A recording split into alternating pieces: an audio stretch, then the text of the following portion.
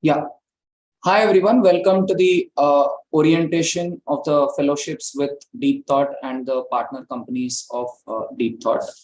So, Deep Thought is an L&D company which specializes in getting beginners to learn various technology and technology allied skills and accelerate their careers. So, we currently have 4 companies which have partnered with us to improve the learning program for all the beginners in their company. So we have IPX Club, which is a fintech company which is revolutionizing how artists can finance their upcoming projects. We also have Kringle.ai, which is an exciting technology company which is providing loyalty solutions to B2C and D2C brands.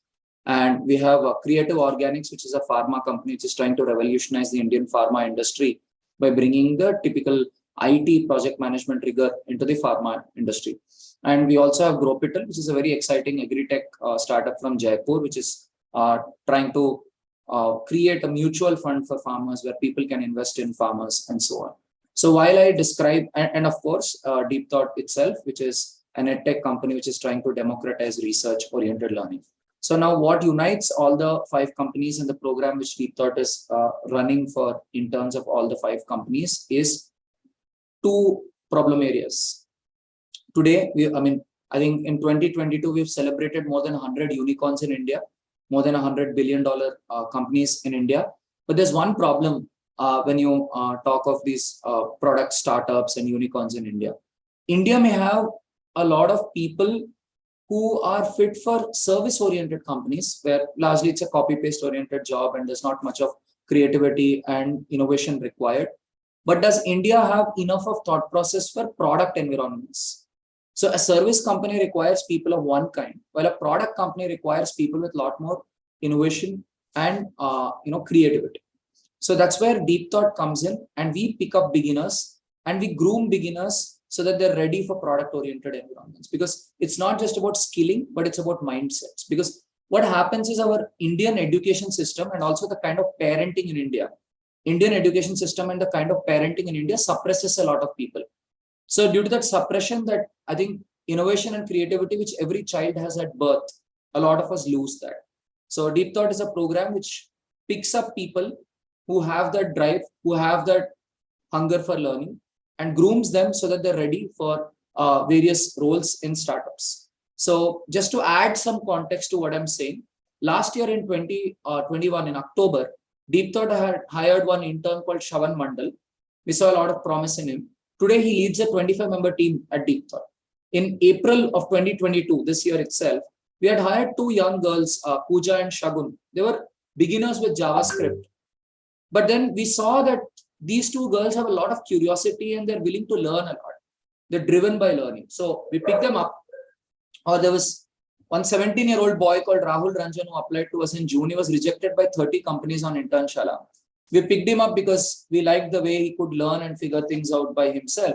And today he's an ace backend developer, with Deep Thought. So whether it is technical roles or non-technical roles, whether it's content, finance, research, or whichever role, we look for those youngsters who have that hunger for learning. What do I mean by youngsters with that hunger for learning? Now, while I share these stories, I could see that the eyes of a few people lit up.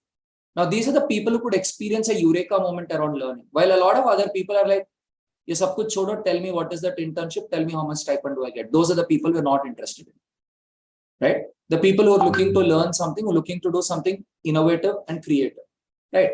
So we've got a very different kind of a selection process here, where we don't look at skills of the people. We look at the ability of the person to learn something new. Now, when I, tell this, again, a few people come and ask, is this a training program or is it an internship? Unfortunately, internships in India have been translated to cheap labor.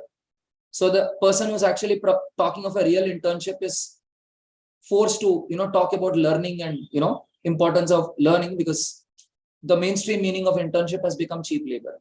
But here we're basically talking of a real internship where we say that, okay, I want some beginners who come in with fresh thinking. I want some beginners who come in with fresh thinking. But can I get somebody who's got the drive to learn? Because at Deep Thought, we've got numerous case studies of youngsters who've been able to do really, really well. And if you open our Glassdoor account, can we please behave ourselves on Zoom call, please? Thank you.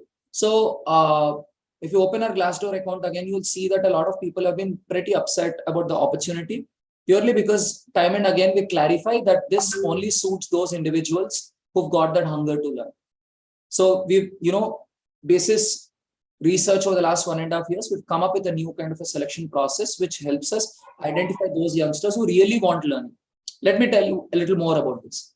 So we run people through a selection process. We identify a few people who may not have that skill already, but we say, we are an edtech company.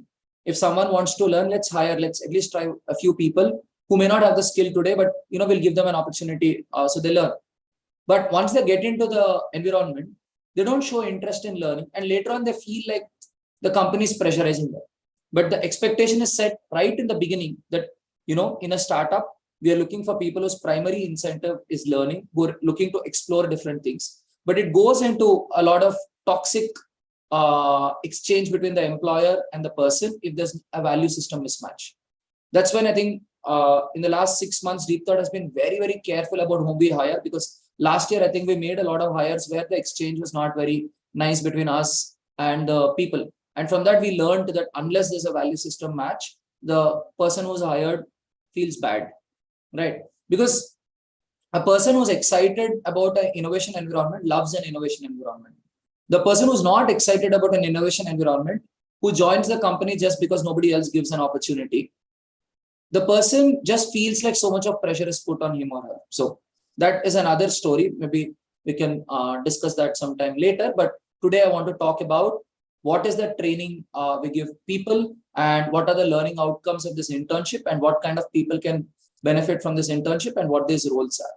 So first, I would like to talk about the learning pathway which we have for people at DeepThought. So the objective of DeepThought is that over the next 1 year, we want to work with 2,500 students in 100 companies. Right now, we have 4 companies, and at DeepThought, we have around 40 interns, and with these 4 companies, we'll be hiring about 20 interns. So that will be around 60 to 70 people we'll be working with right now. But in the next 1 year, we would like to go to 2,500 students who are learning with us in 100 companies while doing projects in 100 companies. So what our vision is, out of this 2,500 people, at least 200 to 300 people over the next 5 years have to grow as CXOs of companies. Like Shravan Mandal, whom I spoke of, who's currently leading a 25-member team at DeepThought. So in case you guys come into the selection process to the final step, you'll probably get a chance to speak to some of these people I mentioned, and you'll see Shravan is being groomed to become the CTO of DeepThought over the next 1 year. Somebody who joined us as an intern in 2021. He finished his internship in May of this year. He's now leading a 25-member team. So now we are grooming him around strategy and policy level thinking. And we believe that in the next 1 year, we'd like to have him as a CTO. Now, why is it that I want to have Shravan as my CTO? Because to my clients, right, all these companies to whom I'm selling the DeepThought learning program, I'm telling them that the people who come into my system become CXOs in the next 5 years. What pitch?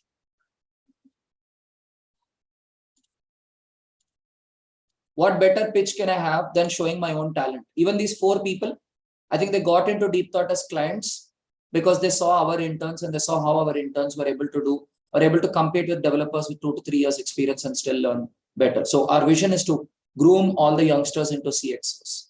Now, when I say that a youngster can become a CXO in the next 5 years, this could excite a few people. Few people could be skeptical, and a few people just don't understand what is going on. I only have sympathy for such people because that's again got to do with the parenting in India and got to do with the education system in India. But as a company, we can only work with those youngsters who've got that learning mindset, who've got that growth mindset, who can become CXOs in the next 5 years. So now when I mention this, a natural question which comes to the mind is, what is that training which is empowering these people to become CXOs over the next 5 years? Now, again, for those people who consider this to be training, I request you to drop off from the Zoom link because this is not a training. If somebody is not able to comprehend simple English, because I'm making these disclaimers because unfortunately, a lot of people don't understand what is being said. So if you're not understanding, please drop off from the Zoom call because for the next 1 hour, I think everybody will understand what this program is about. It's a straightforward internship program where probably about 3,000 people have applied so far. We're conducting multiple orientations. And out of the 3,000 people, we'll be shortlisting these 20 people who get hired. And these 20 people join as interns. But our objective is the 20 people who join as interns will also receive training along with the internship. And with that training, these people will be able to grow into leadership positions with whichever company they're coming. So what is the training we give in the internship program? 5 areas in which we work with people. Area number one is BizTech acumen. BizTech acumen. In BizTech acumen, what we groom our youngsters on is finance, marketing, HR, operations, technology, and various concepts around business strategy and technology strategy. You might be wondering, I applied for a content writer role. I applied for, say, a product manager role. Why are you training me on all of this? The idea is that once you're trained on the basics of finance, you understand what it means to be engaging in value creation.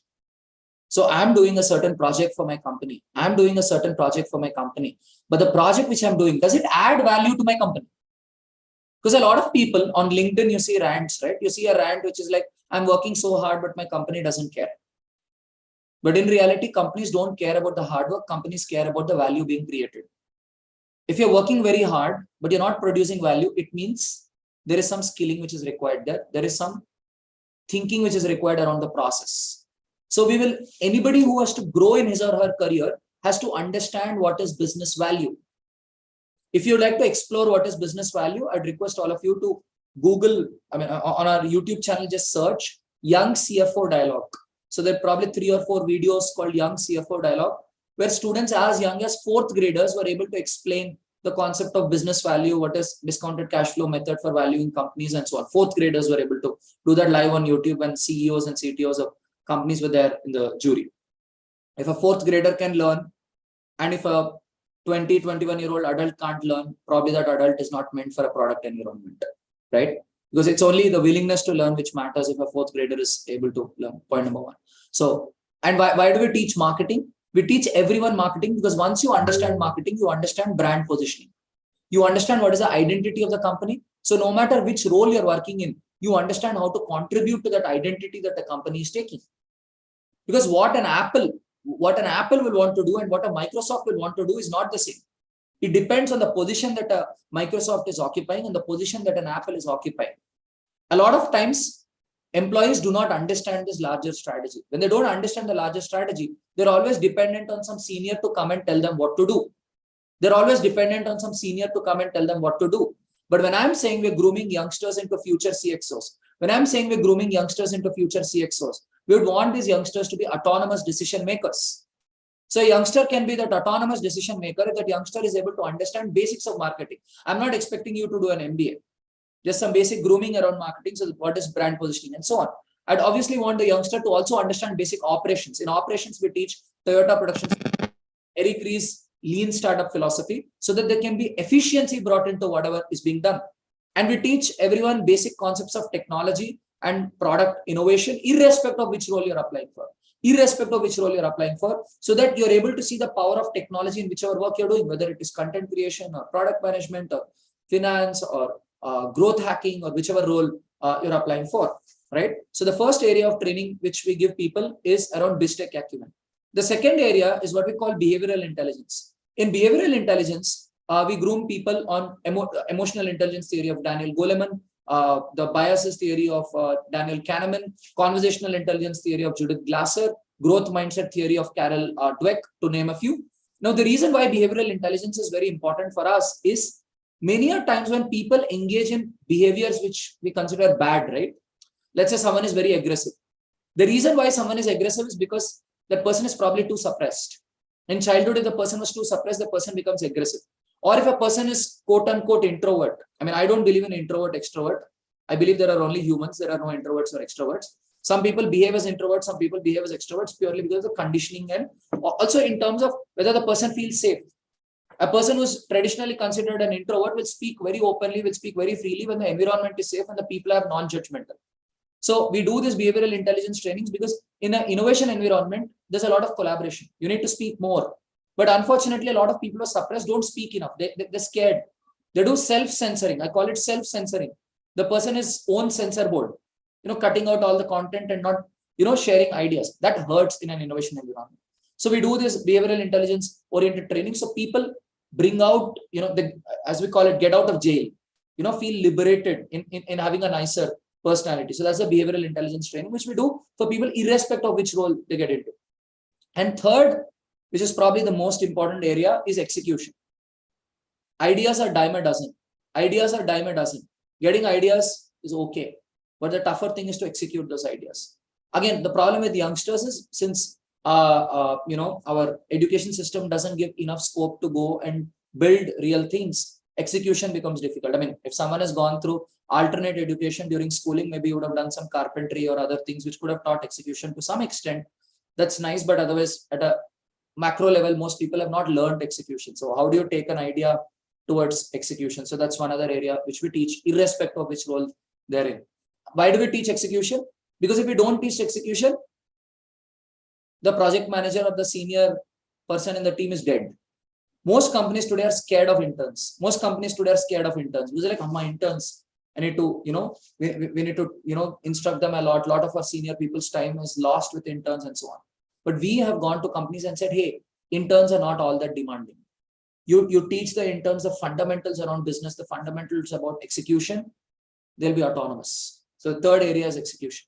The fourth area, which is, I think, a trademark training of Deep Thought, which you may not see elsewhere, is values-driven decision making. Values-driven decision making. So one secret which we tell all youngsters is, you want to be really successful in your career. You want to be really successful in your career, understand your value system. If you look at, 50 years back, maybe our grandparents, they were willing to work for any employer who can provide the salary so that the family is taken care of. We look at our parents' generation, maybe slightly better, where they were trying to choose an employer who's better.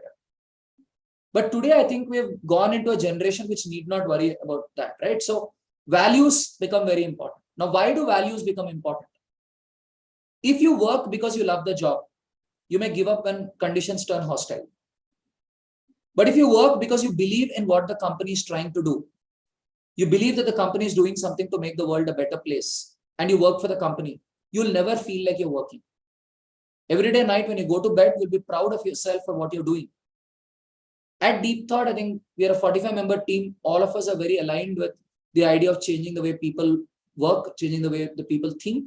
So everybody's proud of the work they do. So work never feels like work, and everyone gives more than their 100%. So we believe that if someone has to contribute more to a company, if someone wants to grow in their career, values-oriented alignment is extremely important. But a lot of people don't understand what are values. I mean, when I say values, people must be thinking are a moral science. It's not moral science. When you look at Michael Porter or Peter Drucker, Peter Drucker, two business thought leaders who changed the way we look at business. They've spoken of values as drivers of sustainable competitive advantage. Values as drivers of sustainable competitive advantage. We did a Socratic dialogue on March 16th, 2022 to celebrate 2 years of Deep Thought. And then we had 6th and 7th class students who were explaining how you can be a better CEO with a better value system, how you can attract more investors with your value system, how you can get more customers with your value system, how you can bring efficiency into your company with value system, how you can get the best talent into your company with your value system. So how values can be the drivers of sustainable business competitive advantage. 7th graders had explained it on March 16th. If you go through our YouTube channel, you'll get that recording, a phenomenal dialogue where 7th graders spoke something which I can challenge most MBAs in India would not even understand, right? Unfortunately, the MBA course in India is synonymous with greed, right? Why do people do MBA? To make money. But unfortunately, MBA is a beautiful subject where people can learn how to change lives of so many people. You look at the world's greatest thought leaders in business, Clayton Christensen, Peter Drucker, Michael Porter, and all of them, they've spoken of business as a way to bring change in the society. But if you look at a common man and you ask the person around the word business, the person thinks business is about greed. But the greatest thought leaders who developed these subjects around business, they've looked at business as a way to change the society. So this is why values-driven decision-making becomes a very important module at Deep Thought. Because if someone believes values are nonsense, we do not want that person in Deep Thought. Please drop off from the Zoom call, right? Because for us, I think it's about bringing people who want to make a difference to the society and the economy. Because if that is my motive for why I'm working, growth is a byproduct. If I'm working for bringing a difference, growth is a byproduct. So that's the fourth area, right? As I said, area 1 is BizTech acumen, area 2, behavioral intelligence, area 3, execution, area 4, values-driven decision-making, area 5, our flagship area, learnability, learning how to learn, how to ask more questions, how to use first principles reasoning, how to bring in lateral connections to think, how to comprehend some content in case a lot of jargon is being used to explain there, how to document different ideas. So learnability becomes very important when you get into research and innovation roles, because donkey work can be done by anybody, right? You just tell that person what to do and copy paste for the next 50 years of the life. The person does the same copy paste. But if someone is getting into a research and innovation oriented environment, I think learning to learn becomes important. Now, when I talk of learning to learn, let me share one insight. Deep Thought has done some research. We got more than 500 students to get into an assessment, an open internet assessment, questions based on a video. You watch that video and answer the questions. You can search anywhere on the internet and answer the questions. More than 90% of the students got 2 on 10 or less. More than 90% of the students got 2 on 10 or less. We pitched this to our investors to get our funding and said, today the world suffers from selective attention. The world suffers from selective attention. What do we mean by selective attention? Most people who are 18 plus, listen only what they're interested in listening. I can challenge you that when you go into your class, your college class, you would be capturing less than 30% of what your teacher is telling you. You open a YouTube video and listen to a Porter or a Drucker, you capture less than 30% of what the person is saying. The real insights which the person is saying, most people don't even capture. So we have a technology called thread building technology, which we have developed at Deep Thought, which helps people in constructing the mental threads while a speaker is speaking something, and thus assimilate more out of what the person is saying and capture the concepts and not just the words. Unfortunately, in India, a lot of people, what they do is they don't listen to the structure of the sentence. They only listen to the keywords. A lot of people listen only to the keywords, not to the prepositions and the structure of the sentence, because the meaning comes from the structure, not from the keywords. So when people learn how to learn, people are able to pick up those insights. Now, let me tell you why this becomes important. At Deep Thought, our CTO, Mr. Hariharan, carries about 30 years of experience with technology. When he joined Deep Thought, we were a baby startup. There was no way we could afford a person like him who's that senior. He told me, Tarun, don't worry. I've made enough money in my life. I'm joining Deep Thought because this is my way of giving back to the society. I want to grow more leaders. So I was like, okay, I'm lucky. So we've been traveling with him from last September. And Hariharan, when he trains our team, he tells a lot of abstract insights. People don't listen to it. We're like, oh, sab kuch theek hai, sir. Tell me what should I do next. People only listen to instructions. But when there's a mentor who's explaining you a phenomenon, a mentor is explaining you a phenomenon, that's where the real learning value is. Because you're learning why things work the way they work. Because once you understand that, you're in a better position to create something. So this is, I think, why it's important for us to train people on learnability. So now coming to selection process. When we are a company with such exciting training modules, do I care about skill? Would I want to hire a developer with all the arrogance in the world with the skill? Or would I want to hire a first year who's very humble, who's wanting to learn? Maybe that person who's highly skilled is ahead of this humble person, but in 2 months, the humble person will overtake that fellow. It is my swag as a teacher where I'm saying, dekh lenge who's better. That we as a company, we have belief in our learning processes, that we want to invest in those people who really want to learn. But if there's somebody who's indifferent to this, philosophy of learning, we do not want that person. Do you guys want to know what is indifference? Look at the eyes of all the people on the Zoom call. You'll see some people are perplexed. They have no clue. That is indifference. So that is, and likewise, just yesterday I did one client call, our 6th client whom we're trying to onboard. We have 4 clients on board and 2 clients almost joining in. That client, he heard my entire presentation. He's like, Tarun, I agree. You have a team of stars and we'd like to have a team of stars for us too. We'd like to partner with you. And he asked me, so Tarun, how do you pick up these people? How do you hire these people? I said, I look at their eyes when they participate in our learning programs. Then I know whom to pick up, whom not to pick up.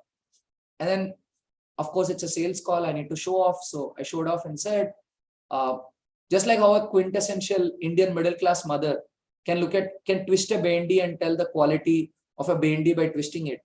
We at Deep Thought, we can look at a youngster and tell the quality of the youngster. I mean, for donkey's years, for the last 11 years of working with youngsters. So I know who is that person whom you can invest on, who is that person who's probably not, that person with a learning pathway.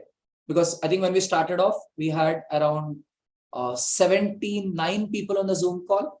We have 49 right now, right? So that's typically how our selection process works. I take people through a long selection process, tire them out, so that only those people who are really excited about learning stay back. So typically I'll tell you the journey. The people who are not aligned with the company, at the end of the selection process, they are like, are you going to hire me or not? What is the outcome? But the people whom we have hired, they're like, until you kick me out, I want to come every day because this seems fun. Because I want to come and see how you guys do it. I want to learn here. But when someone tells me that, wait, I don't want you to keep coming and learning every day. I want you to come and work for me. Because those are the people I want, right? Because when I hire a person who's a learner, the person picks up something new every day. And I'll tell you what's exciting about my life as a CEO. All I have to do is, every week, 1 hour, I do a town hall from 8 to 9. I tell the team what the vision is of the company, what we want to do going forward, what are the new findings, over this week, and what are the initiatives we want to execute.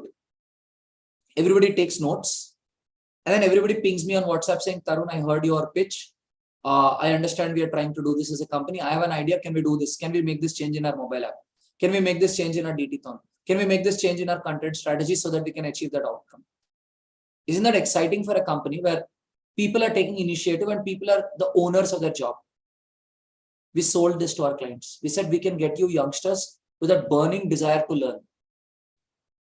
And let me tell you how I was attacking companies. I was attacking companies saying, you conduct interviews where you ask people technical questions in interviews. I said, Indian college students may not be able to answer that because they sleep in classes in college. Faculty are boring here.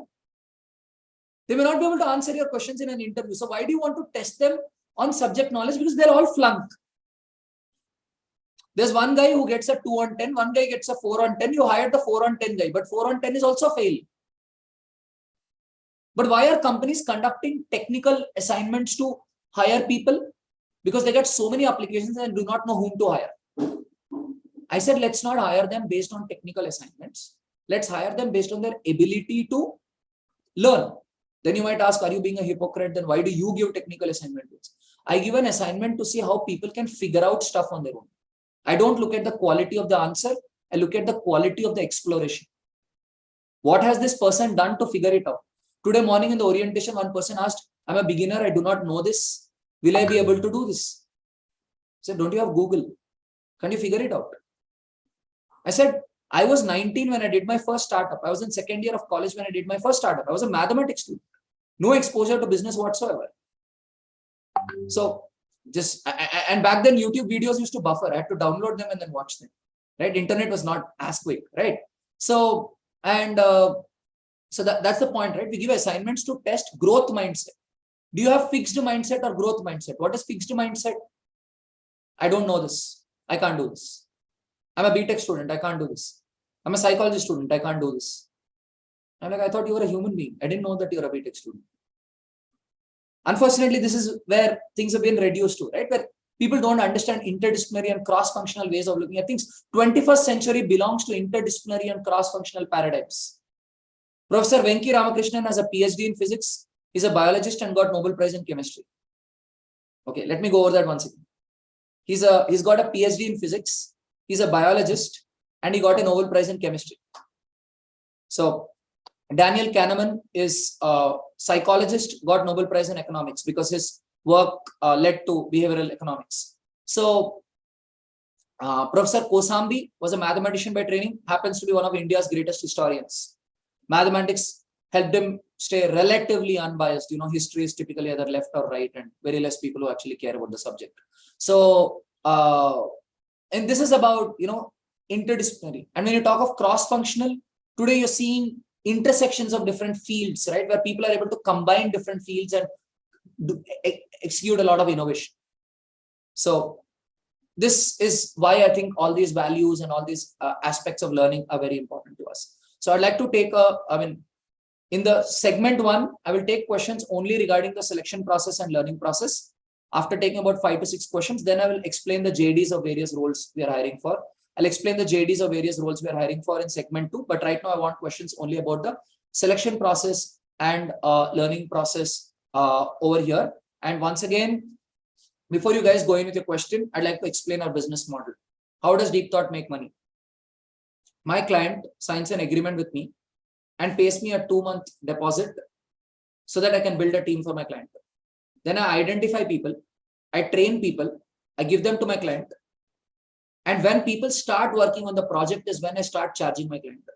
I don't charge my client for recruitment. I don't charge my client for training.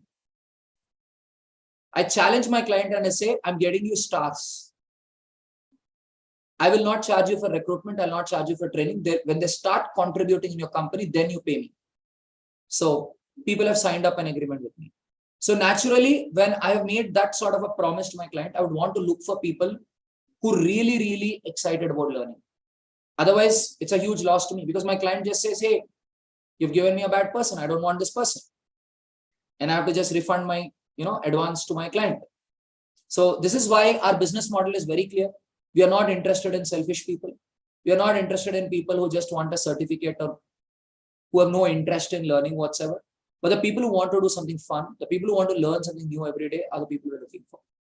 So the reason why we talk so much about learning is because we are sure that someone who's excited about learning will be able to pick up the skills and will be able to do high value work with us. Because look, what your colleges teach you is useful, but not exactly useful in a startup context.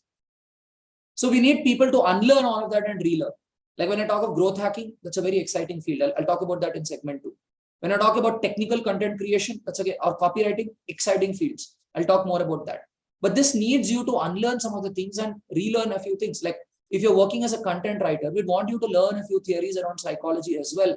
We'd want you to learn a few theories around business and technology as well. So you can produce very high value content which can make a huge difference to the client.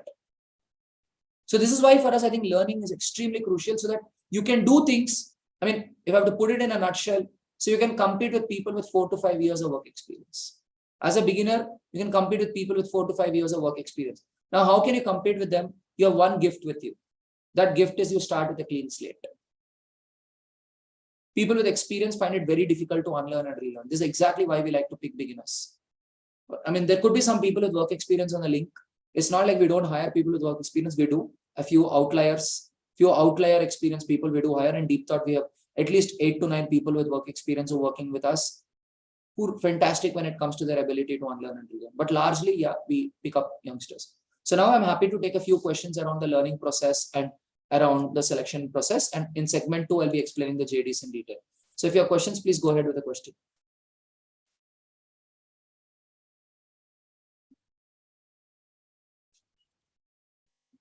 Yeah, you can raise your hand if you've got a question. Please go ahead and ask all your questions.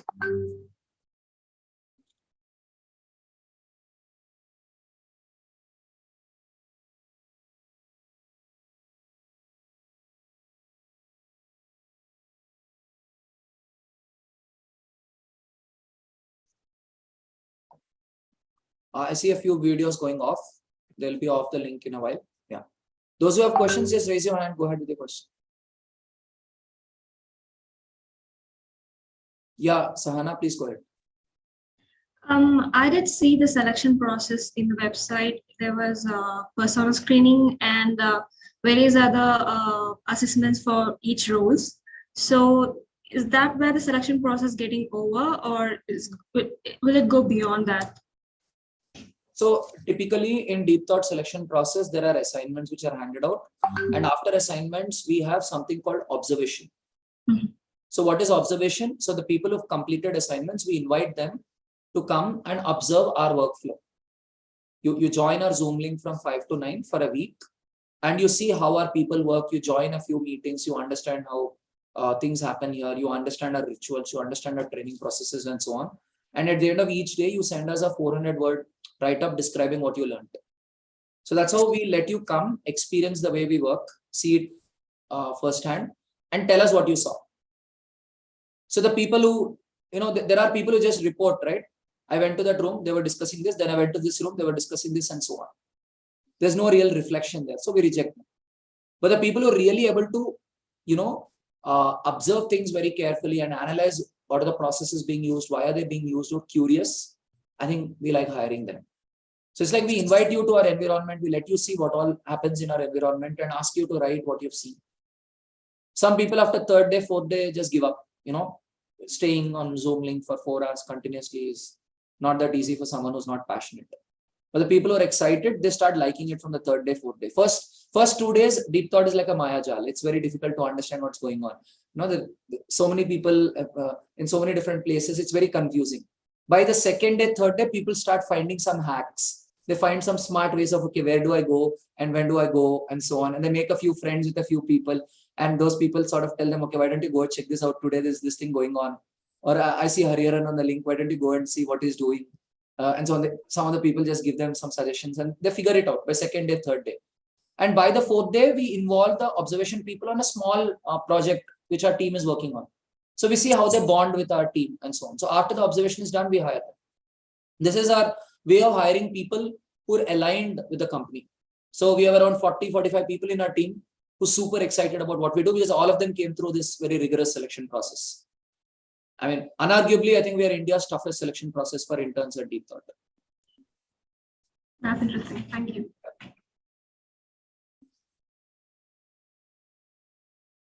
Your assignments are not scored at all.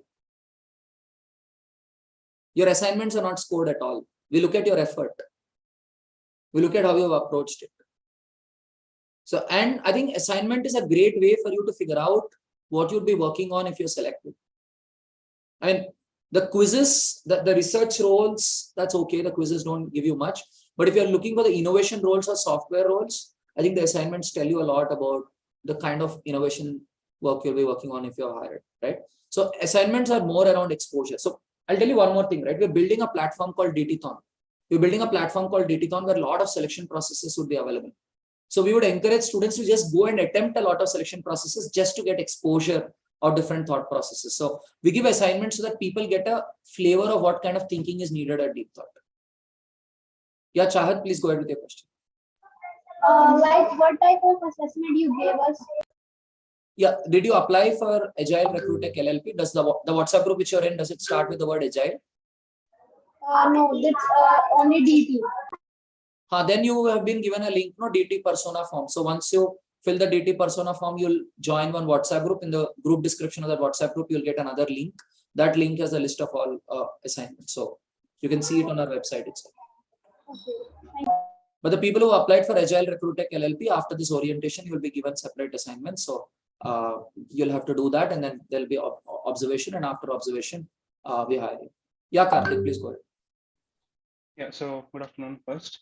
I have a two-parter. One, I am a college-going student as of now. So if I were to be selected during the observation process, and the point is I come home at around 6, and your 5 to 9 meeting might be a little difficult. So if at all I were to be like selected during the observation process, what would you suggest, or what it would be? How would you suggest for me to proceed? As of today at Deep Thought, I don't think we have roles for people who can contribute for lesser time. But in 2 months, we might possibly have some roles for 6:30 to 9. But as of today, we're not keen. Okay. And one more thing, you considering you telling that this is India's toughest interview process for selecting interns. Have you ever thought of selling this model in the future, if at all this gains more traction? We are already selling it. We already have 4 clients. Oh, okay. Okay, cool. Yeah. Thank you. The Agile Recruitech LLP, the partner company of Deep Thought, it hires people and people are put on projects of other companies. Our partner company. Mm-hmm. Deep Thought provides the training to the people. See, Karthik, we do not sell our recruitment process. No, you can sell models, right? Like different models. No, we don't sell that model too. That comes complementary. That comes complementary. We sell our training. Okay. Yeah. So we say that if you take my L&D for 6 months, I'll give you recruitment free. Because we do not want to be a recruitment company. I think that's not an exciting game to play. A more exciting game to play is, how you upskill people. And Karthik, see, while I'm saying that we have a tough selection process, right now we're partnering with a lot of colleges across the country. We partnered with one college in Kolhapur, one more college in Calicut is going to tie up with us soon. We're partnering with some colleges. And we are providing free training to 30 students per college for 2 weeks in association with colleges. Why are we giving free training to students? Because India does not have enough people for product companies. We want to go to colleges, educate students, and help them get a mindset to clear the selection process. Let me tell you something. Internshala, we got 3,000 applications last month for software internships. We had 10 vacancies. We hired 8. I hope you get the funny story. We got 3,000 applications. We had 10 vacancies. We hired 8. Makes sense. You might say skilling the problem. Skilling the problem. I'm not looking for skill. Attitude. Exactly. So, because I'll tell you, my lead developer, Shavan, right? Initially, he used to hire only based on skill. Then he encountered one intern who would just not talk. He was a nice guy, but he would just not talk, no matter how much we tell him. He crashed our backend one day because he got into assumptions. People who become quote unquote introverts, they don't clarify. They go into assumptions. They do something which destroys the project. Since that day, Shavan has been listening to me and he's been religiously following the behavioral selection process to hire. Like, I hope I don't get another guy like this. Then I have to clean up the back end all over again. So, and see, look, the game is not in going and running a selection process and finding a person who's already curious. The game for me is how can I go into colleges and run these modules so that we can transform those people in colleges. Maybe there are a lot of people who want to do something different, but they're not guided. Can we go and change them? And that's why we hire a lot of industrial psychology interns. It need not be somebody who's studying psychology. Somebody who's interested also can apply for that. So what do these industrial psychology interns do? Understand behavior of people in a company setup and then devise mechanisms to transform people into these virtuous behaviors. And once the industrial psychology people do the research and come up with the modules, our technical product managers convert that research into products so that through our mobile app, we can transform people's thinking. The research done by the psychology people is converted into products. So that become like games and mobile apps through which people can do little drills and change their mentality. So if anybody here is from a psychology background and you want to be a software engineer, we are game. If you're a psychology person, never done coding, we are willing to hire you. I'm very excited about hiring social sciences and psychology people and converting them into software engineers if someone is interested. And let me tell you one thing. One of the dreams of Deep Thought is in the next 5 years, parents have to be like, beta psychology le le, scope bahut hai. Ya social sciences le le, bahut scope hai. Like how people say BTech le lo. Because in the next 5 years, you'll see a lot of behavioral products being built. Behavioral technology, where you build technology with an understanding of how human mind and human society functions. So that requires this. And if you're saying, hey, I don't like coding, that's okay. You can get into product management or you can get into research. So you're into research, you're making models, but you're far away from the real action. You're building products, that's nice, but you're dependent on a software engineer to realize your vision. But if you're learning software, I mean, Saurabh, one of our hires, he has an undergrad degree in social sciences, and now he's doing his master's in psychology. That's the deadly combo we're looking for. So we hired him. He's one of our team leads.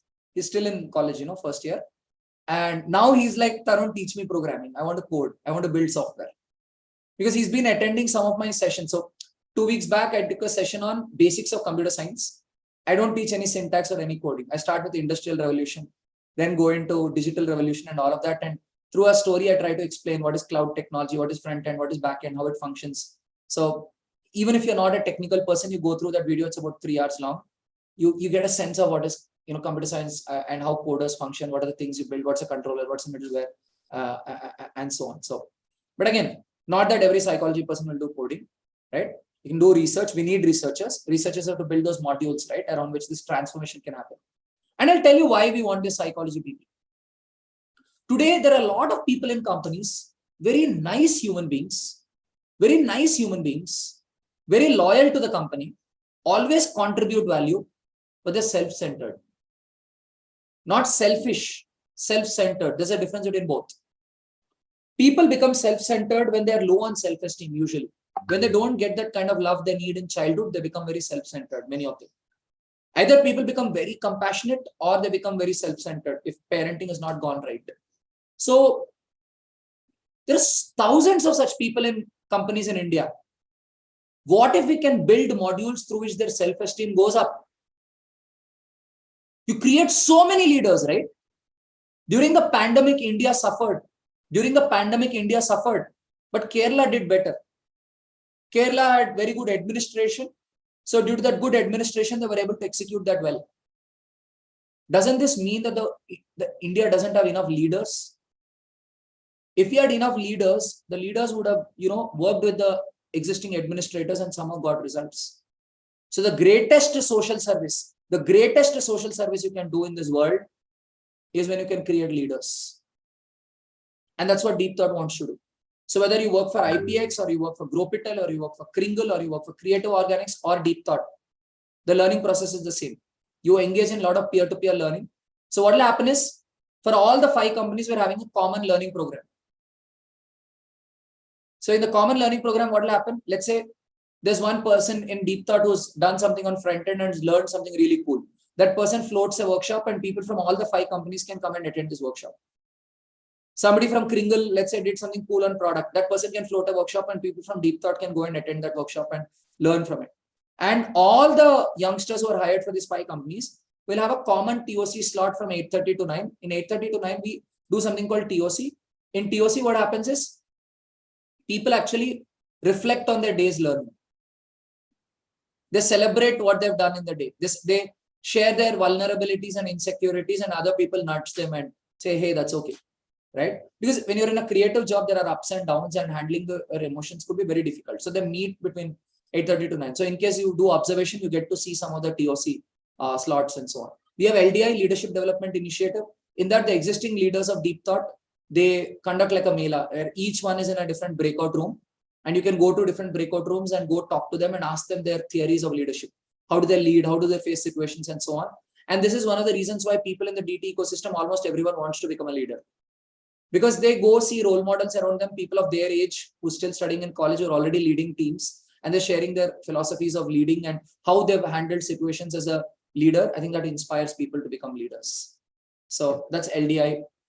Then we have Socratic dialogues. Every weekend we conduct a Socratic dialogue where people take different topics around business, right? Marketing, HR, legal, tech, product, UX, and so on. And they present their ideas, and industry professionals come and grill. It's kind of like Shark Tank. You get grilled with questions and you answer those questions. And there's deep level learning from Socratic dialogues. And there are more than 40 of them on our YouTube channel. You may feel free to view our Socratic dialogue. So that's, I think, a great opportunity to learn as well. 6 people go live on YouTube. The others actually do something called Meta SD, Meta Socratic dialogue, where they reflect on the Socratic dialogue live with a few other people in breakout rooms and analyze that Socratic dialogue. Like everyone becomes a Harsha Bhogale kind of. There's a Socratic dialogue which is going on, and in small groups, people are like analyzing, okay, this person is doing it this way, this person is doing it this way, and they do thread building and so on. So these are all the various drills. So if there's one last question around learning and selection process, I would like to take that, and then we'll move to the JDs.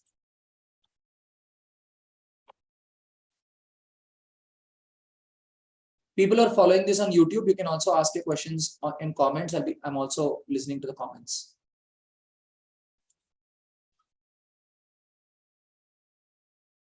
Yeah, if anyone has a question. Yeah, Emmanuel, please go ahead. Thank you for the platform.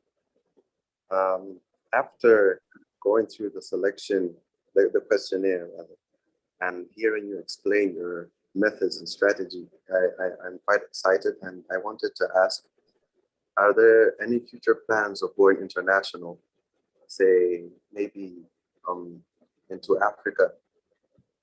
We currently have 2 interns from Africa, and so Emmanuel, our 10th value, if you go to our website and read our values, our 10th value is inclusion and diversity. So I think we've been very happy that both the students from Africa have been having a great experience in Deep Thought. One of the African students is a micro lead in Deep Thought. Ibrahim, I think he's from Ethiopia.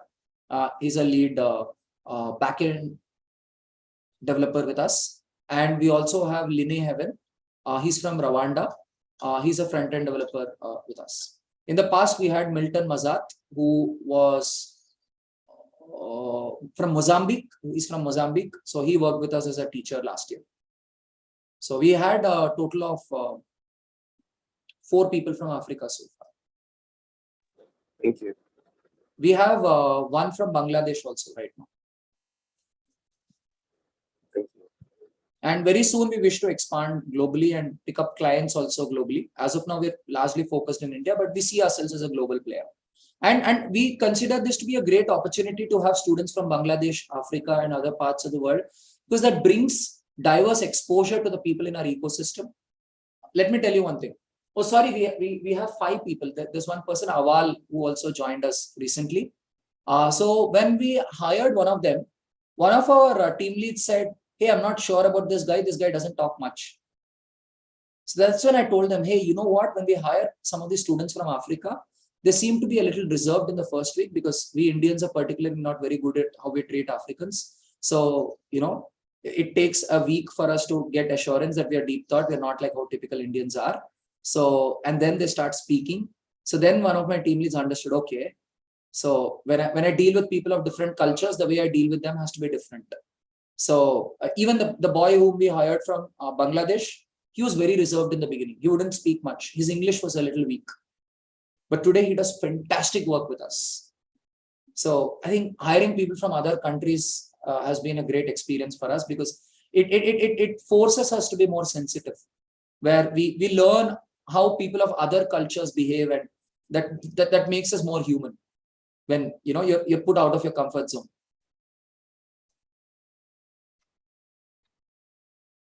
Yeah. Anyone else has a question?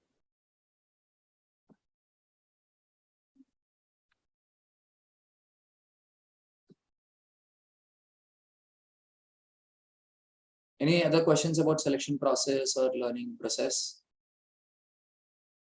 Well, my mentor always says innovation and curiosity go together. I mean, one thing which changes for people in deep thought, I think 2 weeks of joining, people start asking more questions. So one question, anyone, before we move into the JDs? Okay, then I'll use my trick. I'll count up to 3.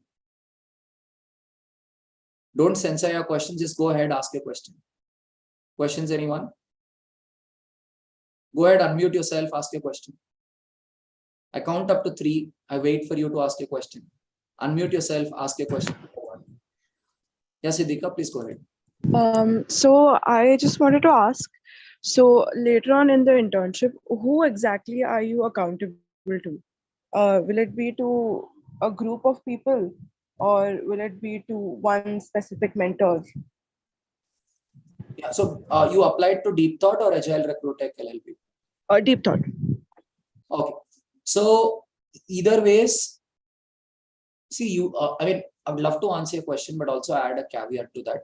So every person who's hired reports to one particular leader, right? As in any organization structure, right? But in general, the way we operate is we don't assign tasks to people. I mean, of course, people get work, but we don't assign tasks. We tell people what are the objectives we're working on. Let's say Saksham is my micro lead who handles the mobile app team. So I tell Saksham that, hey, my mobile app is my personality transformation tool. So what are you doing to ensure that all the people in my community transform their personality? I tell him, I don't care about your React Native. I don't care about your Node.js. I don't care about your React. What I care is if my users use your product, would they transform their personality? So in that sense, everyone is given an objective to work on. This is called management by objectives, a theory of Peter Drucker. So when you are hired, yes, you report to one particular person. You get your briefs from one person. But otherwise, the idea is not to follow what the person does, but the idea is to be clear about your objectives and start contributing value around those objectives. So you'll be reporting to one leader, but then there'll be multiple mentors who are available, so you can go and ask questions. Let me put it that way. They're available, so you can go and ask questions. But as far as work structure is concerned, there's a clear reporting structure where there's a micro lead, everyone reports to a micro lead, the micro lead reports to a team lead, the team lead either reports to me or reports to a group lead. This is the structure in DeepThought. But in our partner companies, the structure would be that because it's from the scratch team we're building, in our partner companies, everybody reports to one manager in the company. But at DeepThought, we already have a intern leadership structure. So people report to people in the system itself. In the partner companies as well, that's the idea, right? The first 5 people whom we hire, we want them to become leaders in 2 months so that we can hire more people there and these people lead the new ones to follow. Interns as leaders is a new concept. I mean, few companies are doing it in India, but DeepThought has been doing it at a scale for the last 2 years. Can I ask a question? Yeah, Maitri, please go ahead. I actually took I completed the persona form and I even took the quizzes on the website, but I scored badly in the quizzes and I did not know what to do next. No, you were told to join a WhatsApp group and leave a message, no? I did that. After doing that, I took the quizzes. Correct. So you were asked to leave a message on the group. You were asked to do video reflection on the group, no? Actually, after I scored badly, I thought, okay, maybe this is not for me. Can I do it again? I think I already answered this question earlier. Okay. Did I? I can do it again. Yeah. Why do you assume? Right? So that's one learning, right? I mean, why do you assume? Just go try, right? And that's where I was looking at growth mindset versus fixed mindset, right? Somebody with a growth mindset out of curiosity goes and does everything, at least to know, okay, what's going on. And trust me, most people score a 0 in those quizzes. And if you're in the curriculum development team of DeepThought, you learn how to design those quizzes where almost everybody gets a 0. So when I design my quizzes, I place my trust in humanity. Okay, if you didn't get the joke, I trust human biases while I design my options. And many a times I tell people there's a trap in this and they fall in the trap. I tell them there's a trap and they fall into my trap when I design my quizzes. And that's the kick, right? When you design those psychological traps. So the very simple things we do while we design our quizzes. So the objective of giving those quizzes is not to test you.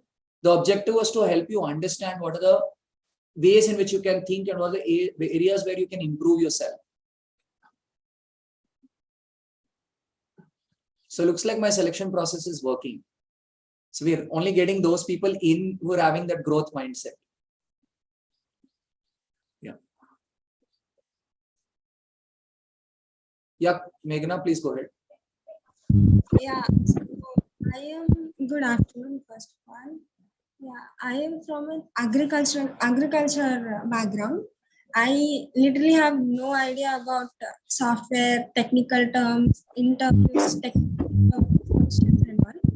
I am willing to take internships just to learn new things, just to learn what other sectors are really, I mean, like, what are they really working on and what ideas are they following and all. As you mentioned, as you've said earlier, we are here to learn everything new. So I am just asking a small weird question. Up to what extent we can learn? I mean, like, this is a small internship, right? Not a complete part-time, full-time job. So up to what extent we can learn through this? Okay, one thing, let me be very clear. This is not a small internship. I hope that was very clear that we see this internship as a way for us to hire CXOs for our companies. We see this as a talent building initiative, right? I mean, look, please understand one thing. A company gains nothing by handing out internships to people. So if I run an internship, my thought process is if I hire 100 interns and over 2 years period, and I train 100 interns, I would expect that at least 5 of them turn out to be my leaders who can grow the organization to the next level. So any serious company which is offering internships has that as the thought process that, hey, can I get some good hires in the long run, right? So as far as your question is concerned, to what extent you can learn, I think people in Deep Thought learn a lot of things. I mean, when I was of your age, when I was in college, I was into graphic design, I was into video production, I was into event management, entrepreneurship, poetry, a few things. But yeah, that put aside, I was basically a mathematics and theoretical computer science student. So I think you can learn as much as you want to, right? You can explore as many fields as you want to. And I think today the opportunity is more real with more content available on the internet than it was in the last decade. And yeah, and high speed internet at much lower cost. So the opportunities are endless to learn whatever you want to learn, right? And you can always balance your learning with your career growth and your sustenance. So, and I think world's most successful people always keep learning something new on the side, because otherwise your brain development, I'm not sure if that goes fine if you're not learning something new on the side. So now I think in the interest of time, I'll move into the JDs. So let me tell you the various roles for which we are hiring. But before that, let me put a disclaimer. If you're a BTech student, that does not mean you'll have to get into engineering alone. There are a lot of other opportunities. Okay.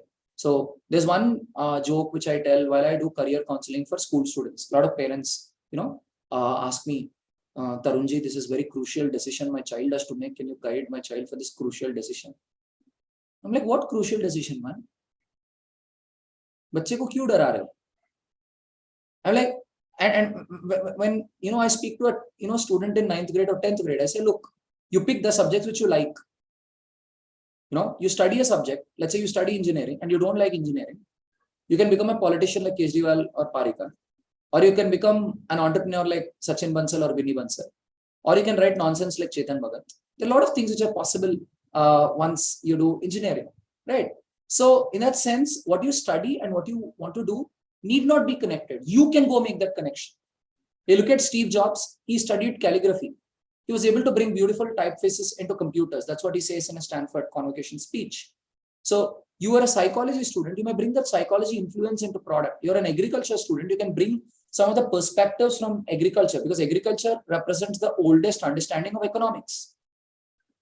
You can bring that understanding into whichever field you're going in. So whatever you study never goes in vain, provided you're thinking deeply about it and provided you're passionate about it, provided you're willing to connect the dots from there to newer domains, right? So yeah, so I think you can pick up any role. So now I'm presenting various roles which are possible. I'd like to start with Kringle. Kringle is one of our clients. They're a very exciting tech startup. And to give you the context of Kringle, so today you see a lot of D2C and B2C brands, right? D2C as in they sell directly to customers. So, and B2C as in brands which are selling to customers. B2B is when you sell to businesses. So B2C brands could be selling through Amazon, Google and all through channel partners, but D2C directly sell to customers. So today there are a lot of D2C and B2C brands. But what is the problem with D2C and B2C brands? Customers are very fickle. On odd days, they buy from Flipkart, even days they buy from Amazon. And if a new player comes, they ditch both and go to somebody else. But if I'm a B2C brand, I spend a lot of money in acquiring customers. So, loyalty platforms become important. So I think one concept I keep telling is, do you know what is the world's largest loyalty program? Customer loyalty program. You guys might be subscribed to it at 9,999 rupees per annum.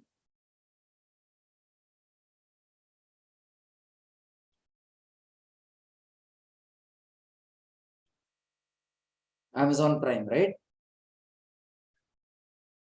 So it's basically a loyalty program. So you sign up for Amazon Prime, you're more likely to order via Amazon than Flipkart. But not every company might be that rich to build an Amazon Prime for loyalty. For everyone else, there is Kringle. So you can use technology of Kringle to build loyalty programs. So if you are somebody who's super passionate about understanding retail, understanding business, understanding consumer mindsets and all, I think Kringle is one fantastic company which you would want to look at. So they've built technology through which companies can build these loyalty programs. So Kringle is mainly hiring for two roles right now. One is growth product manager and the other is technical content writer. So if you're a technical content writer, what you'd be doing is you'd be writing content where you'd be de-jargonizing the technology and writing content so that a normal person can understand what this technology is. So their clients can understand what this technology is and how they can use this technology to build loyalty programs. So that's what the technical content writer would be doing, simplifying the technology so normal people can understand what the technology is about. If you're a not growth product manager, the other role they're hiring for is technical product manager. If you're a technical product manager at Kringle, you'll be working closely with the engineers to improve that technology and help different clients in getting products through which they can run their loyalty program. So the technical product manager understands the domain in and out and works with the engineers to get the releases out on time. So having the domain level understanding is very important for a technical product manager. So those are the two roles at Kringle, technical content writer and technical product manager. I think this is a great company to work for in case you're super excited about retail, consumer behavior, and all of that. The second company for which we are looking for people right now is IPX Club. IPX Club is a Web3 startup. They're a fintech. So they help artists in financing their latest projects. Like if you're a rapper and you're about to come up with your music project, you can list it on IPX Club and all your fans can come and invest in your project, and that's how you can raise funds for new projects, right? Let's say you're a film star and you have a short film which you're coming up with. You can list the plan of the short film and people can invest in your short film. This is the product of IPX Club. And so IPX Club is currently hiring for 3 different roles. First role is of, again, technical content writer. So the technical content writer at IPX Club again does the same job, simplifying what is this Web3, what is this NFT, so that people can understand and invest on IPX Club. So simplifying the jargon and making normal people understand it, I think, is what the technical content writer has to do with IPX Club. Growth product manager, here it's not technical product manager, but growth product manager. So as a growth product manager, your role would be to do community building and also product refinement. Community building as in you go to places where there are fan clubs of artists and you invite them to different events and you try to get them onto IPX Club's website and register themselves and invest in different projects. So do that community building to get people to come and explore IPX Club. And while you're doing this community building, getting insights of how stakeholders are reacting to this project and driving those insights to the engineers so the engineers can improve the product. So growth product manager is a combination of growth hacker's role and a product manager's role, where you're trying to improve the usage of the platform. You're doing community building to get more people to use the platform. At the same time, you're also using all these interactions to get feedback about your product and drive new features along with the engineers. This is what a growth product manager does. And the third role for which they're hiring is business development. In case you like artists and you like interacting with artists, you'd love this role, where you have to talk to different artists across the country on a daily basis and tell them what this platform is about and guide them through the platform and help them in registering themselves on the platform. So that's the business development profile in case you're somebody who's excited about meeting some of India's best artists. IPX Club is funded by Mr. Shobhu Yarlagadda, one of the producers of Bahubali. So it's a very exciting company to work for. Kringle again is the CTO of Deep Thought is also the CTO of Kringle. It's a very exciting company in terms of the quality of technology they've developed. And Deep Thought itself is hiring. We are so people who are hired for the finance role would be a part of our Value Lab. I hope everyone is attentive here. So yeah. So in the Value Lab, what the finance folks do is the finance folks review the performance of all the interns in the partner ecosystem of Deep Thought. So if you're a finance person and you've applied to Deep Thought, so your role is to review the implementation of this program across all the partner companies and understand whether the companies are getting value out of these people or not. So every week there's an analysis which is done. And secondly, our finance interns also do read annual reports of different publicly listed companies. They read annual reports of different publicly listed companies. And they try to get strategic insights from the annual reports. Like if there's a company which is listed on the stock market, they would be releasing a report every year because their investors have to understand how the company is doing. usually in the report, there are a lot of interesting insights which are stated, what challenges they're facing, what opportunities they see, and so on. So if we are analyzing companies which are very related to us, we get a lot of interesting signals which we can work on. So our finance interns do that research to understand important findings. So even if you're not a finance person, but you're really interested in business, you're interested in investing and so on, this role would be exciting you because you get to understand how finance works, how money works, and so on by doing this role. And also the finance interns at Deep Thought, help us in preparing the documents, for our investment report. After 6 months, we'll be going for another round of funding. So the finance interns are preparing all those documents with the ROI for investors and so on. So we'll be all set for our next round of funding. We've already done 2 rounds of funding. If you're aware of this platform called Tyke, startups can do fundraising, community-based fundraising on a platform called Tyke. Deep Thought had raised funding on Tyke. So 2 rounds were already done. So for the 3rd round, when we go in, we're doing the preparation, and finance interns play an important role. So if you have applied for a research role, could be physics-oriented research, maths-oriented research, social sciences research, humanities research, psychology, and psychology is a part of humanities. So whichever research role you've applied to, we'll put you on very interesting problem statements around learning, where you analyze various aspects of learning. We'll put you in various problem statements. So I think our highest number of hires are for research roles itself. Because as a company, I think we take pride in the research we do and the way in which we help people in learning in a research-oriented manner. So I think our highest hires are on the research front.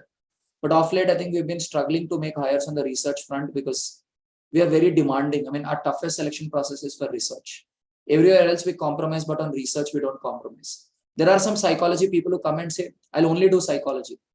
We're like, if you're only passionate about psychology, this won't suit you, because Deep Thought needs that interdisciplinary and cross-functional sort of an outlook to execute all these kind of ideas. If someone is looking for an internship to submit a certificate to the college placement officer, this is not for you. If you're doing an internship because government of India asked you to, or because your college asked you to, this is not meant for you. This is not yet another small internship. It's an opportunity for you to explore strategy and policy level work and to get to a CXO position over the next 5 years by being a leader who can guide many more people, in their, learning and growth. So that's basically what it's about. So if you have some questions around these JDs, I would love to answer your questions. So please unmute yourself and go ahead and ask your questions.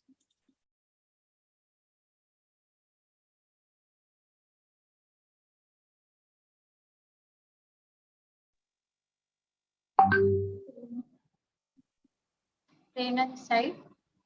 Yeah, Prerna, please go ahead. I want to know that I'm an English literature student. So how can I contribute in the growth of the company or in the growth of the project, as I have applied for technical content writing? Okay. So you must have seen on Internshala, we have another fellowship called Literature and Aesthetics Fellowship. So I think we made some of our best hires with that title. So it got us people who are very fascinated around the connection between language and thought. So when you talk of literature, literature has immense power. Literature has the power to change the thoughts of people and to change the emotions of people. Literature has the power to nurture people. So the people whom we hire for literature roles, we put them in research where they look at all our problem statements, bringing in the language-oriented thought process. For example, one of the modules we want to make is help people learn how to process the structure of a sentence. A lot of people understand sentences like a treasure hunt. They listen to 2 or 3 keywords and they guess what the meaning is. They don't actually comprehend the structure of the sentence. We'd want to have a module for that. And literature, you can tell stories, and those stories can be a great way to transform people. A lot of people don't get moved by movies or stories. They don't enjoy that emotion. But if you're a literature person, you enjoy that emotion, right? Which is there. And when you enjoy that emotion, that has immense potential to nurture you holistically and transform you as a leader and as a thinker. Like you watch a movie, there's a protagonist who helps a lot of people and wins. Or let's say you watch Bahubali, he's thrown out of his kingdom, but all the people go with him. And people say he's a king no matter where he is. He doesn't need the throne to be a king. Now, the question is, does an average person enjoy that emotion? Now, when you truly enjoy that emotion, you feel like, can I be that leader? Who doesn't need any designation, who doesn't need any lal batti, who doesn't need any company to say you're a leader, where people are with you. There are two kinds of leaders, right? One leader who comes with a throne, and other leader who comes from the people. At Deep Thought, we want the leaders who come from the people, where whether you're a leader or not a leader, people come to you. That means you're the leader. Now, this can come when people are able to enjoy that movie, enjoy that emotion, and understand what it is it mean to be a real leader. So I believe somebody from a literature background can develop these drills through which people can learn how to appreciate stories, how to enjoy stories. Literature is all about stories, right? The highest quality stories written in a particular language. So I think this phenomenal, there's a fantastic opportunity to solve problems and transform people from a language perspective. So as a technical content writer, technical copywriter, of course, you can be more involved on the marketing front. But if coaching people and transforming people is your interest, you can be more involved on the research front. But as a copywriter or as a content writer, what you can do is you can write content through which a normal person can understand the technology.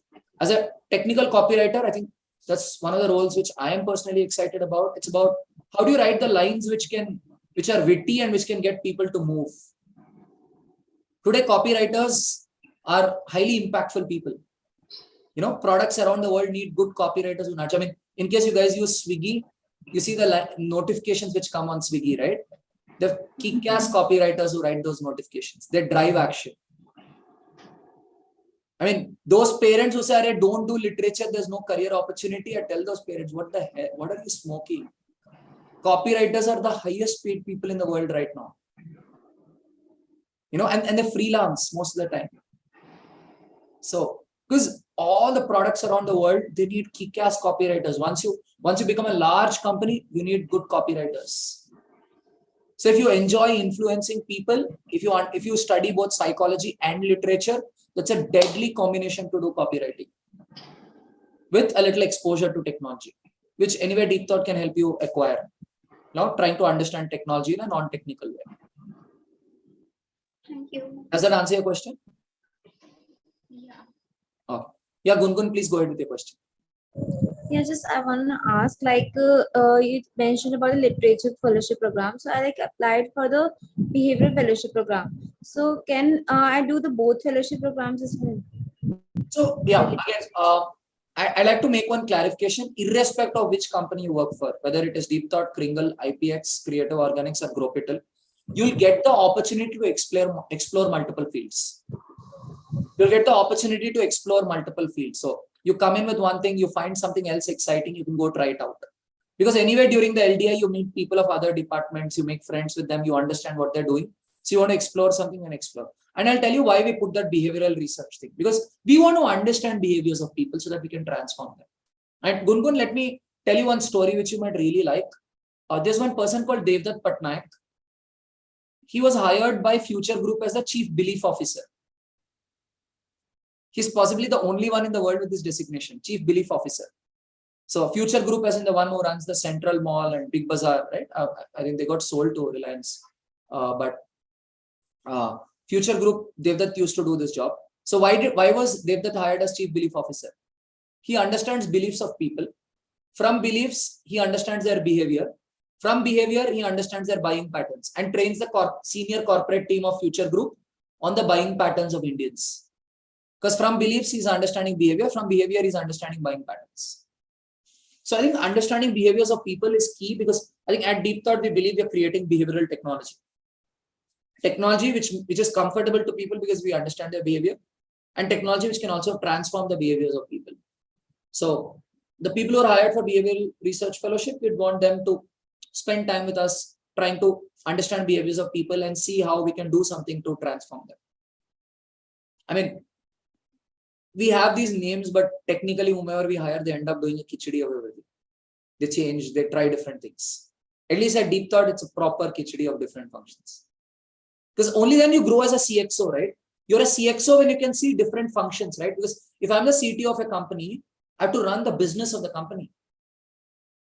You take care of all the technological needs of the company. You partner with the CFO to make sure the finances of the company are properly managed with the help of technology. You build some tech tools to do something. You partner with the chief people officer to take care of the people needs of the company through technology. You partner with the chief marketing officer to take care of the marketing needs of the company through technology. Likewise, if you're the CMO, you again work with all the departments to help them with respect to your function. Because in a company, the link between one person working in marketing department and one person working in the technology department is the CXO. Because the CXOs understand the overall business. So you want to grow as a leader, I think understanding business, understanding things from a holistic level becomes very important. Yeah. Anybody else has a question? Please unmute yourself and go ahead and ask a question. Growth hacking is another very interesting role at Deep Thought, which we are hiring for. So why does the world need growth hackers? Because when you're a startup, you have limited funds. You want to find smart ways of acquiring customers. So Uber, White Hat Junior, all of them had exciting growth hackers, really good growth hackers who were able to use minimal funds and still acquire clients very quickly. So if you're a growth hacker, you work at the intersection of technology, marketing, and psychology. And today, growth hackers are possibly one of the most powerful people in the world. A growth hacker is almost equal to a CEO in a startup. Because the startup badly needs more people to use it to go to the next stage. So growth hackers get very powerful. Yeah, Anupreet, please go ahead with your question. Good evening, sir. Firstly, sir, I want to say like I had a good command on HTML, CSS, like MS Office, all that, and like currently I'm pursuing BCom program. So in this, like I'm studying psychology also, but मैं currently सीख रही हूँ Java and JS. So am I like, but I'm not perfectly, I'm not. What are you interested in? Sir, I'm interested in to learn various things. Like I have to explore many things and did internships in various sectors also. Which field are you most excited about? About coding or about psychology? Or what are you more in? Where would you be more happy? Sir, I have been both the fields because usme like I did like HTML, so I made many projects for my college. But like abhi psychology start where, and I said to myself that I keep interest in that field and make much more of that particular subject. And what role did you apply to? So for what? Which role did you apply to? Sir, actually, जो आपको assignment वाला बोल रहे हैं, I joined that group later, so I don't know about. You applied to Agile Recruitech LLP or Deep Thought? So Deep Thought. So which group are you in?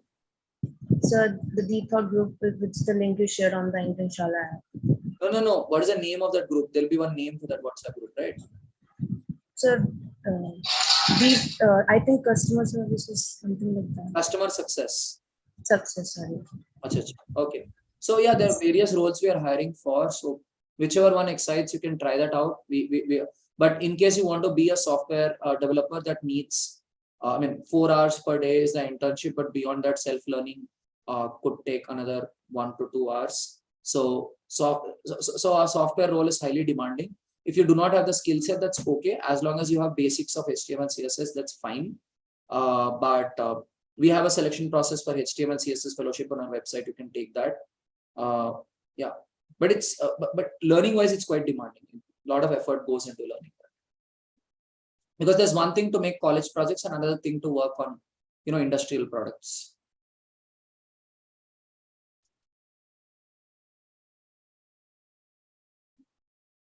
But definitely if psychology excites you at Deep Thought, I think front-end development role would excite you because front-end engineers at Deep Thought are trained on UX, trained on product management as well. So you'll see that intersection coming in. Yeah, Riya, please go ahead with your question. Yes, so could you please elaborate on the industrial psychology part? Like, I'm still very unsure, like, what to do in that. Like, if I come to Deep Thought. Yeah, so as I mentioned, the people who are hired for industrial psychology role, they get to be a part of a research team. And in the research team, our research team basically tries to understand behaviors of people, understand why people behave the way they are, what kind of personality is needed for different roles, what is the implication of having a certain personality on a certain job. If I'm hiring somebody for a copywriter role, what kind of personality do I need? I'm hiring someone for a product manager role. What kind of personality do I need? If someone is a leader of a 20-member team, what kind of personality do you need? Someone is working in a fintech, what kind of personality do you need? Someone is working in agri-tech, what kind of personality do you need? Now, if there's a person who's really nice, but the person has a shortfall of 30%, 70%, the person is fine. That 30% shortfall, how do you cover up? What kind of drills do you need for it? So these are the kind of problem statements which we try to solve. But one thing I'll tell you, if you're only interested in psychology and all the other things which I told you, right? Learning about business, learning about technology, learning how to learn and all don't excite you, Deep Thought is not one for you. Because if someone is having a narrow focus only on psychology, Deep Thought may not be the right one. No, sir. I have interest, but I was little curious more about the industrial So psychology. industrial psychology people do hardcore research for us, because that research is all about understanding behaviors of people and how do we transform people so that companies get value. Because see, look, if I'm a product company, most of my expenditure goes into people's salaries. So my biggest assets are my people. So of course, I would want to invest on transforming my people so they can be more productive and they create more value. They grow and I also grow as a company. So that's the problem, right? In the company context, I understand how people are behaving and I understand what do I want out of them and how do I transform them. But to do this, you'd also have to understand business itself. You'd have to understand HR, marketing, legal, finance, right? And then understand, hey, what's the problem with this guy? How do I nudge this guy, right? To create more value for the company. So it's a very, very interdisciplinary and cross-functional kind of a role. But why do we look for people who are interested in industrial psychology? Is because the person who's taking this up, this research, has to spend a lot of time reading theories of psychology, understanding mindsets of people, being non-judgmental. Unfortunately, I see that a lot of psychology students are very judgmental because they kind of, read a few theories of psychology and start quoting things left, right, and center. Because I don't know, when I learned psychology only taught me to be humble, saying that, okay, we know shit about the brain. Our MRIs are still not that advanced. We know very little about how the brain works. So it only taught me humility. If you notice in this entire session, you may have counted the number of maybes and probablys and could be's, right? So that's again, okay, I could be wrong. So let me couch it inside a caveat. So, what if someone contradicts me somewhere, because this may not be true. But on the contrary, I see a few psychology people, I know this works this way. This person has this. I'm like, okay, I don't think practicing psychologists have this much confidence. I can't beat you on your confidence. So this again is a behavior you may want to work on, right? Where you talk of, importance of humility in execution. Why does humility play an important role in execution? If I'm humble, I have my plan B, plan C, plan D in place. I test, I see what's happening, then I go to my plan B. I test what's happening, I go to my plan C. Yeah. Thank you. Does that answer your question? Okay. Gungun, I thought you had another question. Okay, she got disconnected. Okay. So I just wanted to ask, like, I'm from commerce background, so are there any roles that are related to commerce as well? Yeah, so the financial strategy folks are hired, by Deep Thought. So the financial strategy folks are involved in the financial modeling, doing the background research to estimate the size of the market that Deep Thought has. See, doing this kind of L&D, nobody else is doing in the world. Deep Thought is a very unique product there. So the financial strategy interns are taught how to read annual reports of different companies. Like, we'll read annual reports of TCS, of Infosys, of Microsoft, of Google. There are publicly listed companies, right? We understand how much cost there, what is their cost on training. And that will be a number for us to pitch to our investors saying, boss, this is the total expenditure on training by different companies across the world. So if we can build a tool through which the training can be efficient, even if I can take 0.1% of that market, that's a great market for me to go into. So that's the kind of work which the financial strategy people do. Apart from that, they do review of different teams I'd already mentioned in this call. So all the partner companies, we make our financial strategy folks go review the work being done by the people and see if they're really adding value to the companies or not. And apart from that, they reading annual reports to get the data, doing the financial modeling for Deep Thought, for strategizing the fundraising process, and developing weekly reports for different companies in terms of the productivity of different people who are hired. So this is basically what the financial strategy folks bring in. So there are two YouTube videos which will be sent to you on Internship. If they're not already sent, they'll be sent again. Watch those two YouTube videos. They're already on Sensation Media YouTube channel on financial strategy and startup finance. That'll give you a sense of what you'll learn if you're selected for this fellowship and what kind of work you'll be doing, right? So there's one more question. If I'm a finance person, will I be involved in financial modeling, budgeting and planning? Not budgeting and planning, but yes, financial modeling. So financial modeling is where most of our energy is going in right now as we're going for more fundraisers. Somebody asked how are Agile and Deep Thought working? What are the differences? So the learning process for people who are hired through Agile and Deep Thought are the same. The learning processes are the same. But if you're hired for Agile, you're working on projects of other companies. You're hired by Deep Thought, you're working for Deep Thought projects. So whichever company you're hired for is the same. So there's no difference as far as the learning process is concerned, because the L&D of all these companies is being managed by Deep Thought. Then why is it that Agile is hiring? Because Deep Thought does not want to hire people who are working on projects of other companies or sister concern company. Agile is the manpower agency, because Deep Thought is not a manpower agency. Agile is that manpower agency which hires people and deploys them like a contractor, right? TCS also has a lot of contractors who they hire employees and put them on projects of other companies. So likewise, Agile is an agency which hires people and puts them on projects of different clients. So, but whichever organization you're working for, whether for Deep Thought or for Agile, the process, the learning process is the same. Because our goal right now is to hire a few people for Deep Thought, 20 people for our partner companies, and thus have a community of 60 young learners who are on their way to become CXOs. And the first few hires, we are very, very careful because we'd like these people to become leaders going forward, in the companies. More questions? Please raise your hand. Go ahead. Happy to take your questions. Yeah, Siddeshwar, please go ahead with your question. Hi, I have actually applied for product management. I'm actually presently working. So can I work as a part-time? Just wanted to know about the duration and timing of the program. So the duration of our internship is 5 o'clock to 9 o'clock. There's a minimum commitment we look forward to.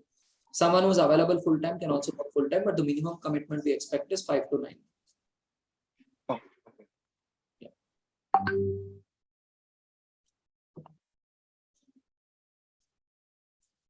So Karthik, since you mentioned about being available after 6, Deep Thought has a volunteering program. So maybe you can ping me on WhatsApp. I'll tell you about that volunteering program. Ani, you can go to our website. On the website directly, you'll get the volunteering program. Just go to Deep Thought, click on partner, and go to you'll get in partner menu. You'll get volunteer, and there you'll get details of our volunteering program.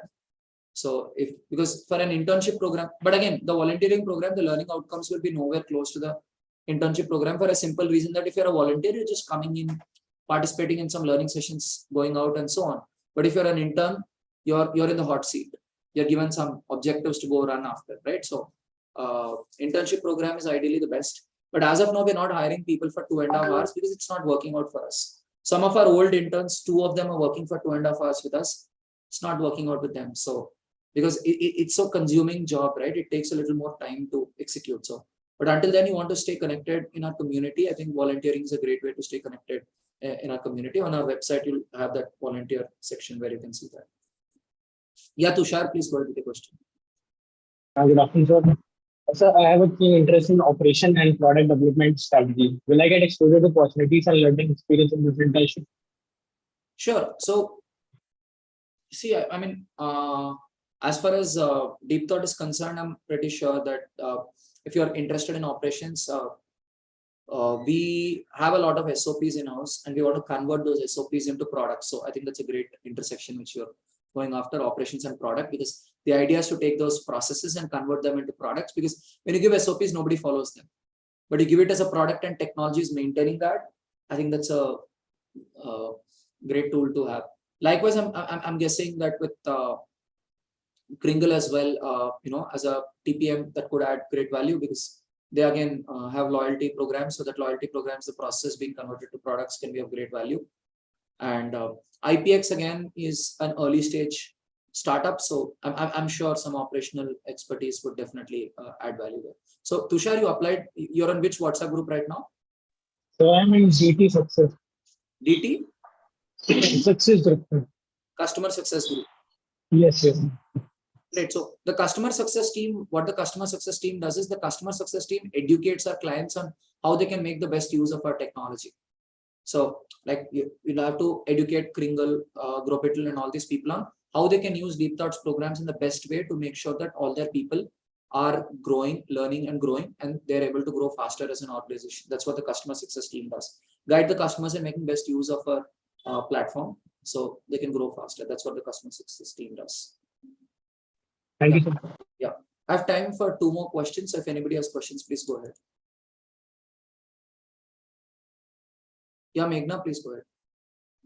Yeah, I have applied for music research internship. Can you just elaborate some about? So the people who are who applied for music research internship are being considered for IPX Club. So as I mentioned, IPX Club is a Web3 startup which is helping artists in raising funds for their upcoming projects. So you would be analyzing various artists who are there and trying to guide them in terms of how they can use IPX Club's platform to raise funds for their existing projects. So you'll be scouting people, you'll be doing a lot of research on which are the artists in the country with a good fan following who can make use of our Web3 technology to finance their project. So this is an opportunity with IPX Club. So I would recommend that you open IPX Club's website and understand what the platform is about. So in music research, it's more about doing research around artists and understanding how artists can make use of this Web3 platform to be able to finance their projects.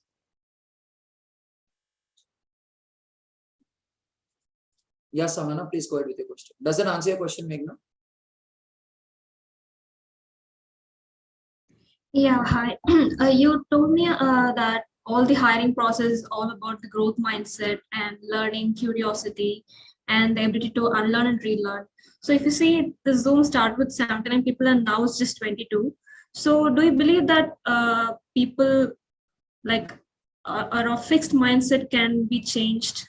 Like at children level, we can do, but after 20 or something, people say that personality is fixed and it's kind of difficult to change their mindset and all that. So do we believe that we can change and even include those people and train and bring into this? Absolutely. I believe it is doable, but I believe it will take good 5 to 10 years for us to get there. We would like to go there stage wise. We'd like to first pick up all the people with the growth mindset, help them get success, then look at people who are on the fringes, pick them up, and stage wise, right? I mean, in case you guys have heard of Clayton Christensen, he's considered the most influential business thinker in the 21st century. Clayton Christensen. He has written a book called Crossing the Charm, CHASM. So in that, he explains how new products get adoption. Initially, only nerds buy a product, then early adopters, nerds, then early adopters, then early majority, then late majority, and then laggards. So likewise, when we're talking of picking up people with a growth mindset, initially only the nerds who are super excited about all these things, they come in. Then in second phase, we might want to look at the early adopters. Then you might want to look at early majority. So that way you go stage wise and pick up people into the revolution. But over the next 5 to 10 years, definitely the idea is to impact more people and expand it, to more people, because everyone deserves to be happy. Everyone deserves to be fulfilled. Everyone deserves to do great work. And the best way to do it is at the school level. Deep Thought has its roots in school education, but unfortunately the people who are making decisions are the parents and they don't understand it. So that's why our plan for school education is in the next 1 year, we want to impact 1,000 students in 100 companies. 1,000 to 2,500 students in 100 companies. 2,500 is ideal target, but on the lower side, at least 1,000. So once we have 1,000 students who are beating people with 5 years experience in different companies, that too for very high value professions like data science, software development, product management, and all of that. We have 5 school leaders as our investors. Our pitch to parents is DT or IIT. Which one is giving you a career boost? Right? So that's why we are wanting to work in the corporate L&D space first. But once we show results, then we wish to go to school level and implement this right at school level. So people, get this kind of thought process at school level. If you see our students, Aryan, Satya, in our Socratic dialogues, you'll be blown.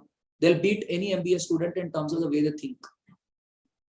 Satya and Aryan understand finance to a good extent. They understand marketing and brand positioning. They understand operations and how to get efficiency. They understand people management. They understand values-driven execution.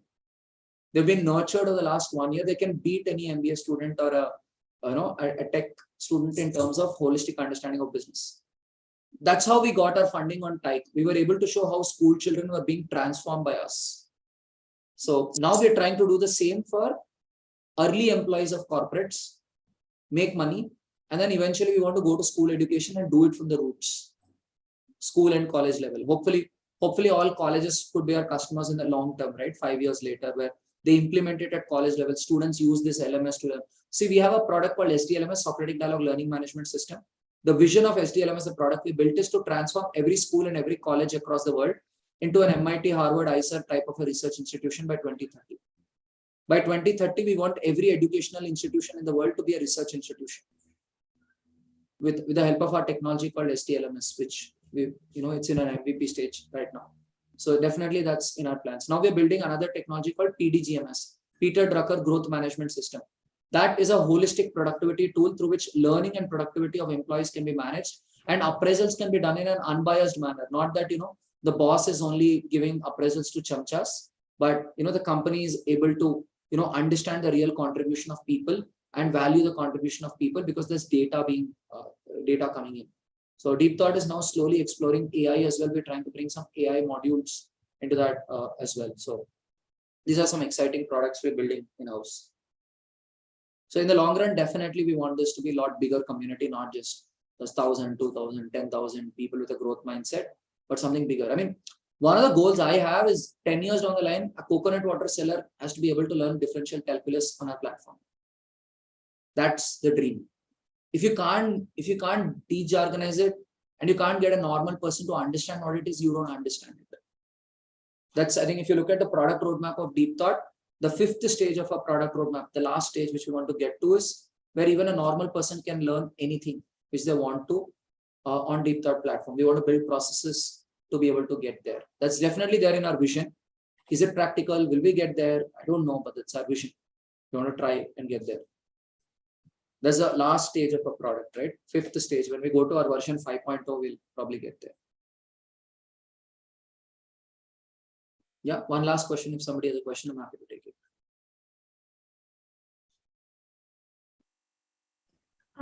You said that interdisciplinary and we can learn from different areas through this internship and fellowship.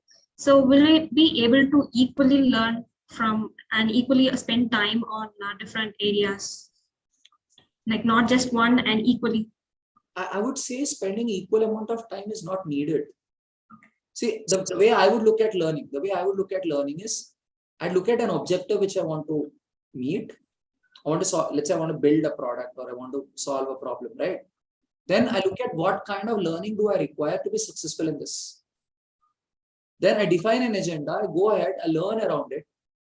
And then I assess myself whether my learning is helping me meet my objectives or not. That can be a great way of thinking about your learning, right? You build a real world project, you define your objectives of your project, and then you do your learning around that project.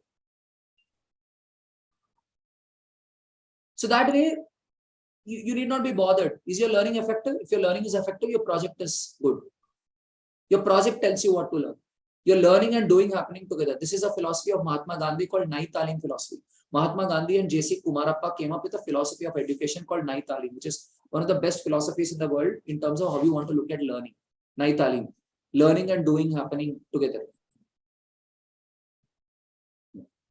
Thank you. Okay.